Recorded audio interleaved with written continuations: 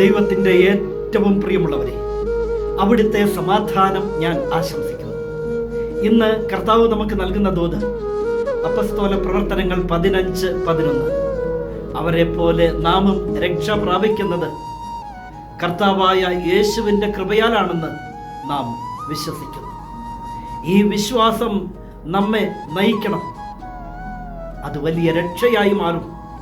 അവിടുന്ന് പറഞ്ഞിട്ടില്ലേ, നിനക്കെൻ്റെ കൃപ മതിയെന്ന്. എന്നും ഈ കണ്ണുനീര് മാത്രം മതിയോ? എന്നും ഈ രോഗങ്ങളിലൂടെ മാത്രം കടന്നു പോയാൽ മതിയോ? ഈ തകർച്ചകളിൽ നിന്നും ഉയർത്തെഴുന്നേക്കണ്ടേ?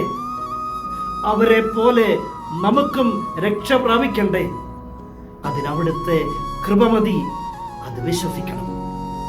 ആ വിശ്വാസമുണ്ടെങ്കിൽ ആ കൃപയാൽ നാമം രക്ഷിക്കപ്പെടും. ഈ തിരുവചനം നമ്മെ പൊതിഞ്ഞു പിടിക്കട്ടെ. നിനക്കെൻ്റെ കൃപ മതി.